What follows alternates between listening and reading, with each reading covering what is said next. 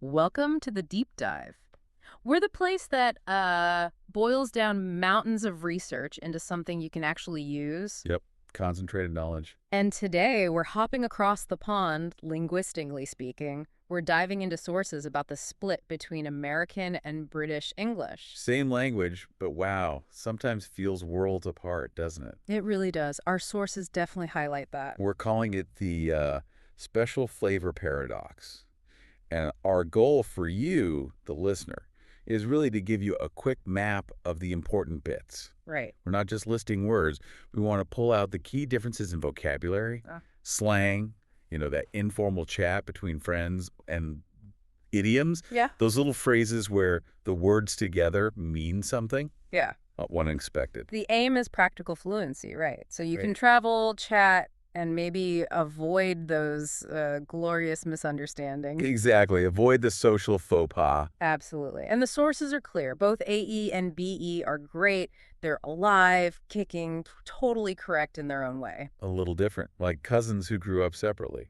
Perfect analogy. Okay, so where do we start? The sources pointed pretty strongly towards one area. Oh, yeah. Has to be food.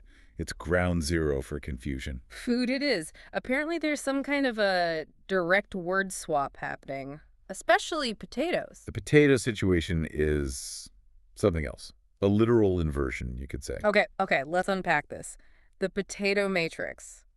If I'm in the UK, maybe at a fish and chip shop, a chippy, Yep. and I order chips, what arrives on my plate? You're getting those thicker cut fried potato pieces. Yeah. Maybe shorter, maybe chunkier than the U.S. version. What Americans would just call fries, or French fries. Exactly. French Yeah. fries. That's the UK chip. Got it. Now, Fitbit, those really thin, crispy, salty things from a bag, maybe flavored what I call chips in the U.S. In the UK. Those are crisps. Crisps. Okay. And the sources suggested an interesting reason.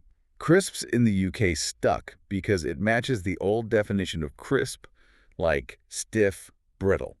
Describes them perfectly. Huh. Whereas the U.S. just grabbed the word chip for the thin ones. Seems like it. Borrowed or maybe repurposed it. So the key takeaway here, the absolute must know. The word chips means the opposite thing. Your chips are my fries, my chips are your crisps. Nail that down, and you've dodged a major food misunderstanding. It's guaranteed confusion otherwise. Guaranteed. Okay, is the food confusion over? Please tell me it is. Not quite. We need to talk baked goods. Specifically, biscuit. Ah, yes. Okay. If my London friend offers me a biscuit with my tea, Expect something sweet. girl. Probably small, maybe a bit crunchy. Yeah. Like what an American calls a cookie. Right. Like shortbread or a digestive, that sort of thing. Exactly. But here's where it diverges completely. The American biscuit. It's a totally different beast. It's soft, it's fluffy, usually savory. You have it with butter, maybe gravy, maybe fried chicken. It's not dessert. It's almost like a type of bread, isn't it? Or quick bread. Yeah. And what's fascinating, our sources noted, is that there isn't really a direct UK equivalent word for that specific American thing. Really? It's its own unique category. Pretty much. It shows how it's not just word swapping, but like entire food concepts can drift apart. That makes a lot of sense. Wow. Okay, navigating food is tricky. Let's move on. How about cloves? Sources mention this can be high stakes. Oh, definitely high stakes. Yeah. Particularly if you're trying to be polite, give a compliment. Don't want to mess this one up. You really don't. We need to talk about pants. Okay.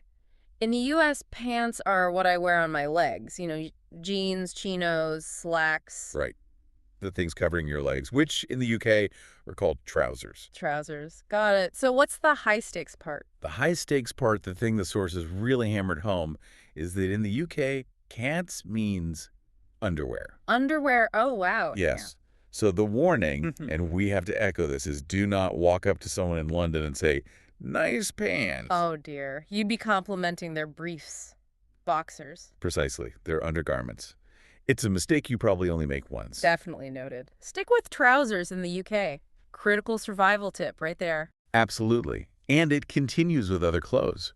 That warm knitted thing you pull on when it's cold. Yeah.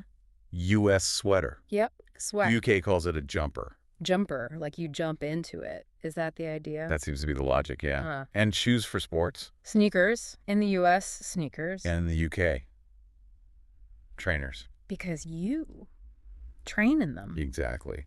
It seems often the British term points to the function or like the root definition. Whereas the American term might be a bit more casual or metaphorical, like sneakers. Yeah, You can sneak quietly in them. that's a really good way of putting it. It's a subtle difference in how things get named. Interesting. Okay, from clothes to machines. Let's talk cars. We know the big difference is driving on the left versus the right, but the words change too. They do. Started with the fuel.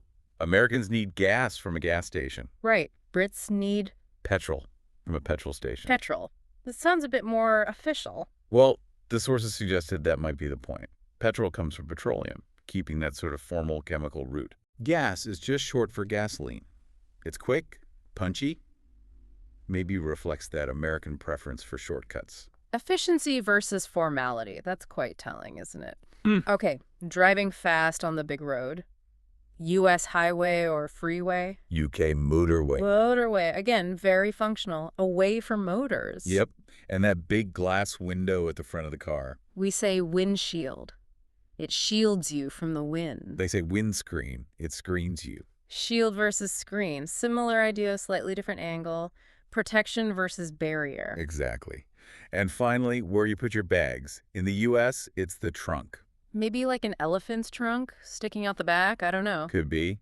Well, in the UK, it's the boot. Like a shoe, a boot you put things Like in. a container, yeah. Seems like another metaphor based on an existing object. These examples really do stack up, showing those different approaches. Okay, we've covered practical stuff. Now for the really fun, sometimes baffling part. Idioms. Ah, idioms. This is where the language gets its real personality, its flavor. And where you can get totally lost if you don't know the special meaning. Instantly lost, yeah. The conversation just stops making sense. So, where to start? How about something simple? Okay. The sources gave us a great one for when something is super easy in the UK. Which is? Bob's your uncle. Fantastic phrase, isn't it? It just means, and there you go. Or, it's that easy. Like presto or voila. Exactly. The example was like, put the cake mix in the oven, wait 30 minutes, Bob's your uncle, it's done. Yeah. That final little flourish. It sounds so wonderfully casual. All right, how about emotions? Happiness. If someone in Britain is really, really pleased. They're chuffed. Sometimes even chuffed to bits. Chuffed. It sounds pleased, like a satisfied cat or something. Yeah, it has that feeling. I got the promotion. I'm absolutely chuffed. It feels quite grounded. Okay, contrast that with the big American phrase for happiness. On cloud nine. Very different image. Floating, ethereal, way up high. Totally different imagery. One sort of earthy and pleased, the other's light and airy. Both mean very happy, though. Fascinating contrast. Okay, let's flip to the opposite. Facing something difficult, something you don't want to do. Ah, yes. The necessary evil. In the U.S., you have to bite the bullet. Oof, you can almost feel that. Stealing yourself, enduring something painful but necessary. Exactly. Got that all-night study session for the big exam. Yeah. Gotta bite the bullet. Okay, now for one that gets into linguistic history, which is really cool. Telling lies or expressing disbelief. Right. The British version here is brilliant, comes from Cockney rhyming slang. If something sounds untrue, it might be a porky pie. Porky pie, and the logic is... Porky pie rhymes with lie. Oh, wow. So porky is short for pork pie, which rhymes with lie. That's clever. It's very clever. It's coded, witty. His excuse sounded like a bit of a porky pie to me. Love it. And the U.S. equivalent, liking that rhyming tradition. Much more straightforward. It's a tall tale. Just means the story got too big, too exaggerated to believe, grew too tall. Exactly. Descriptive metaphor versus rhyming slang. Brilliant. Okay, last category for idioms, things that are very expensive. Both sides seem to agree this requires some drama. Maximum drama, yes. If something costs a fortune in the U.S., Costs an arm and a leg. A very physical, painful price. ouch. And in the U.K., equally dramatic, equally violent, it costs a bomb. A bomb, like it blows up your wallet. Pretty much. an explosion of expense, Yeah. whether it's, house prices or just a fancy meal out. Both use these really catastrophic images, serious injury or destruction, just to say something's pricey. It shows that sticker shock is a universal feeling, Yeah. expressed with similar intensity, even if the specific metaphor differs. Absolutely. So, wrapping this all up, what's the main message for you, the listener, navigating these two flavors of English? Well, I think the goal isn't just rote memorization. It's about understanding why these differences exist, seeing the patterns. Right. But if you need quick survival tips, three things. Chips versus crisps, sort that out first. Crucial for sacking. Second, trousers, not pants, in the UK. Avoid the awkwardness. Please avoid the awkwardness. And third, if something's easy peasy, you can just say, Bob's your uncle. Try it out. And I think the bigger point from the sources is that ultimately communication is key. Having fun with it. Exactly. Learning these quirks makes travel, talking to people, consuming media, Yeah. it just makes it richer, more interesting. Even native speakers get confused sometimes. All the time. It's part of the fun. Both Yeah. versions are great, just different. Okay, so time for that final provocative thought, something for you to mull over. Right. So we talked about expensive things. U.S. costs an arm and a leg.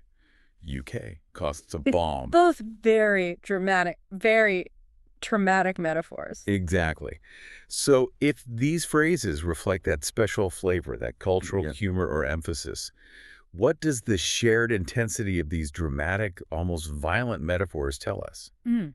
What common cultural value or perhaps anxiety about money and high costs might be revealed when both cultures independently reach for images of catastrophic loss to describe something being expensive? Why the shared drama around price tags? Something to think about next time you feel your wallet getting lighter. What's really behind that feeling, and why do we talk about it like that?